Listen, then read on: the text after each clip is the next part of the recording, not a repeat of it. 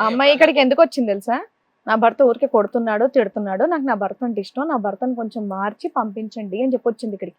అంతేగాని మా ఆయన్ని వదిలేస్తాను, మా ఆయన మీద ఎటువంటి నాకు అనుమానం లేదు, ఇవన్నీ కూడా ఏం చెప్పలా.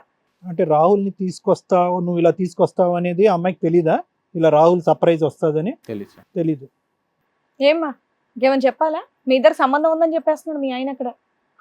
అంటే ఉందా ఏంటి అంటే ఇప్పుడు ఆయన చెప్పిన తర్వాత నువ్వు సైలెంట్ గా ఉన్నావు అంటే మీ ఇద్దరికి సంబంధం ఉందని అర్థం అవుతోంది. అవును మేము ఉంది. ఎవరితో ఉందమ్మా?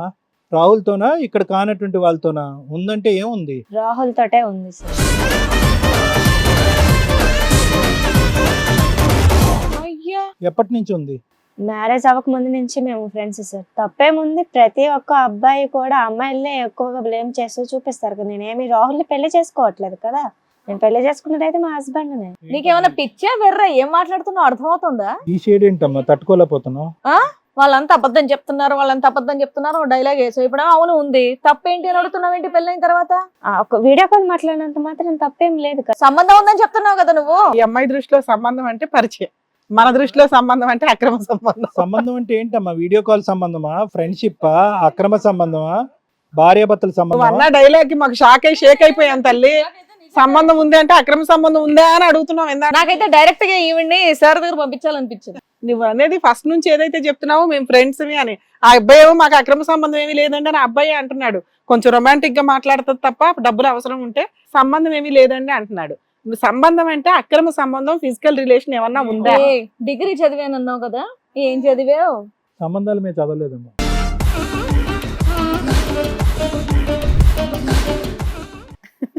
చెప్పు నాన్న. అంటే జస్ట్ ఫ్రెండ్షిప్ పరిచయమే, అబ్బాయి అమ్మాయి ఫ్రెండ్షిప్ అవ్వకూడదా అని నీ ఉద్దేశం, అంతేనా? క్వశ్చన్ అంతేనా?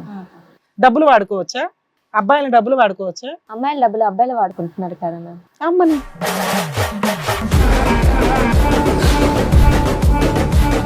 అలా కదమ్మా, మీ కాదు, వాడిది ఇప్పుడు వాడేసుకున్నావు, వాడికి చిల్లి గవ్వలేదంటే వాడి దగ్గర వాడి పరిస్థితి ఏంటి?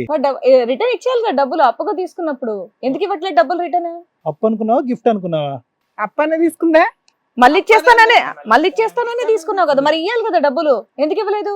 2 లక్షలు వాడేసావంట, ఇంకా పైగా అమ్మాయిలు వాడుకోవట్లేదా అంటుంది. చెప్పు. ఇద్దామనే ఉద్దేశం ఉందా, గిఫ్ట్ అనుకున్నాడా, లేదంటే మనోడు క్లారిటీ ఇవ్వలేదా ఇచ్చేటప్పుడు?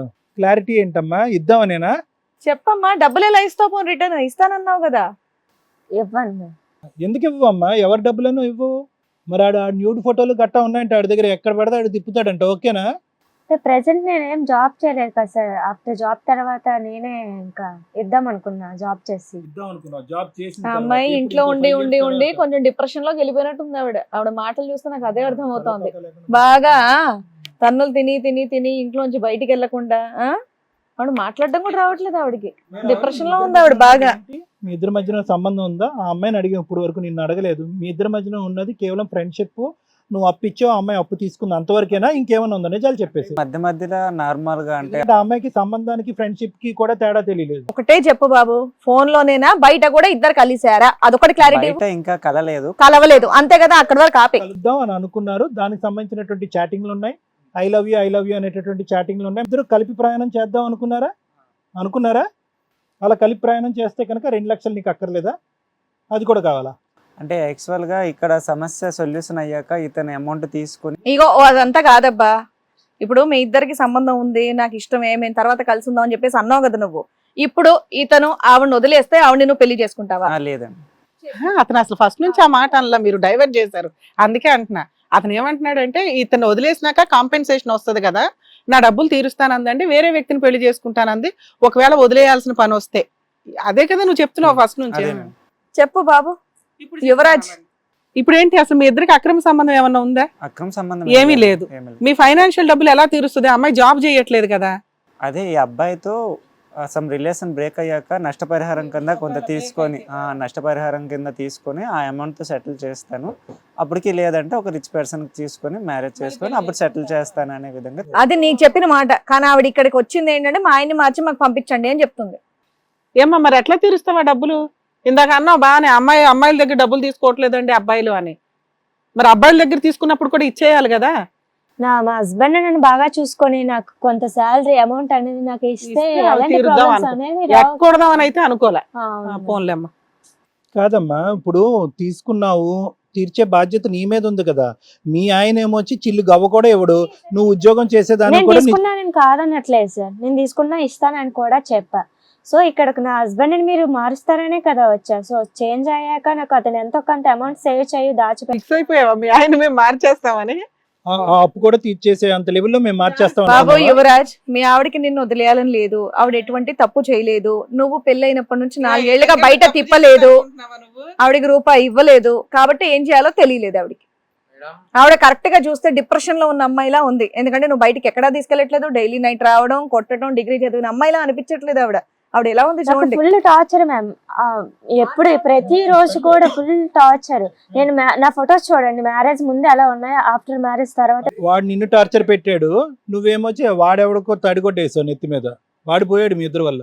అది అమ్మ మీ ఆయన అంటున్నా ఇంకో ఎలిగేషన్, అతను కాకుండా ఇంకిద్దరితో సంబంధాలు ఉన్నాయండి, 2-3 ఉండొచ్చు అంటున్నాడు.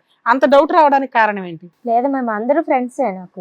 ఈయన కాకుండా ఇంకో వాళ్ళ దగ్గర కూడా డబ్బులు తీసుకున్నావు ఏంటి? లేదు మ్యామ్. లేదా? ఇంకో ఇద్దరు ఉన్నారని నీకు ఎందుకు అనిపించింది? మేడం నాకు 1 year బ్యాక్ చెప్పాను కదా మేడం, వీళ్ళిద్దరు మెసేజ్ కన్వర్జేషన్ అని. నాకు 1 year బ్యాక్ కూడా స్టార్టింగ్ లో నాకు ఏం అనిపించలేదు మేడం. నార్మల్ గా ఫ్రెండ్స్ మెసేజ్ చేస్తారనే ఊకున్నా. బట్ ఎప్పుడైతే కొన్ని మెసేజ్లు కొంచెం ఫొటోస్ అవి వల్గర్ గా మెసేజ్ చూసానో నాకు అప్పుడు కొంచెం అనుమానం కలిగింది. అనుమానంలో నేను తిరిగి తెలుసుకున్నది ఇతన్ని కలిసి తెలుసుకున్నది ఏంటంటే ఈయనతోటే కాకుండా ఇంకిద్దరు ముగ్గురితోటి కూడా పరిచయం ఉన్నది. ఇప్పుడు ఏం తెలియనట్టు అట్లా మాట్లాడుతుంది మేడం. నిలదీసి గట్టిగా అడగండి మేడం, చెప్పకపోతే నన్ను అడగండి. కదా రాహుల్ లాగా నువ్వు వాళ్ళని కూడా తీసుకొస్తే అప్పుడు ఒప్పుకుంటది. ఎందుకంటే మీరిద్దరు రాకముందు ఈ కథ చెప్పలేదు మీ ఆవిడ. అసలు ఆ అమ్మాయికి బయట ప్రపంచమే తెలీదు, బయట లోకమే లేదు. మా మొగుడు మంచివాడిగా చేసి నాకు మళ్ళీ ఇచ్చి పంపించాను అంది. ఇప్పుడేమో అప్పు విషయం చెప్పట్లేదు, అక్కడ అతనితో ఉన్న సంబంధం విషయం చెప్పట్లేదు. నువ్వేమో 3-4 ఉన్నాను అంటున్నావు. నిన్ను బాగు చేస్తే అంటే కనుక నీ ద్వారా అతను అప్పు తీరుస్తుందంట ఆవిడ ఈక్వేషన్. సార్ నేను బాధ పెట్టింది అనేది నిజం సార్, కానీ దీనికి ఇంకా ఎక్కువ సార్ వీళ్ళిద్దరి మధ్య వీళ్ళిద్దరు కాకుండా ఇంకా 2-3 నేను చెప్పాను కదా సార్. నీకేమైనా ఐడియా ఉందా నువ్వు కాకుండా ఇంకా ఉన్నారేమోనని? ఇంకా ఫ్రెండ్స్ తో మాట్లాడుతాను నీకేమైనా తెలుసా? అంటే తను ఒక ఇద్దరిని పరిచయం చేసింది ఫ్రెండ్స్ అని.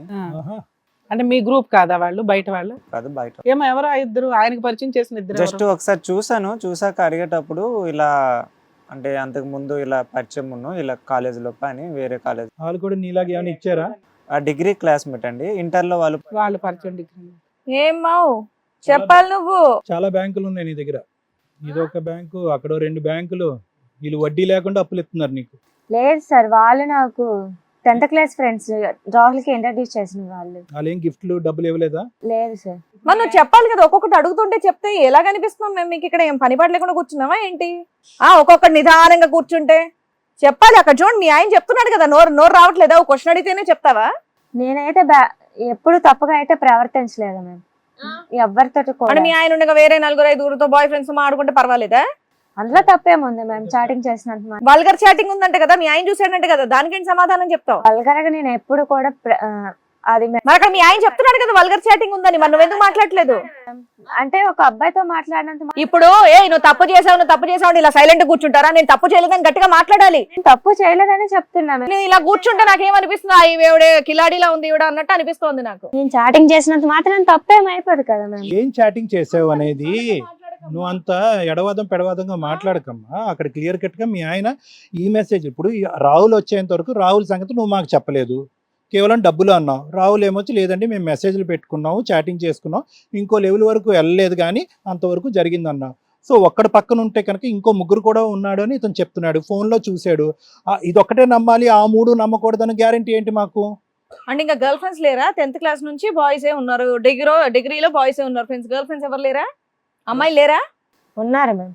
అమ్మాయిలతో చాటింగ్ ఏం కనిపించట్లేదు, అబ్బాయిలతోనే చాటింగ్ ఉంది అంటున్నాడు మీ ఆయన.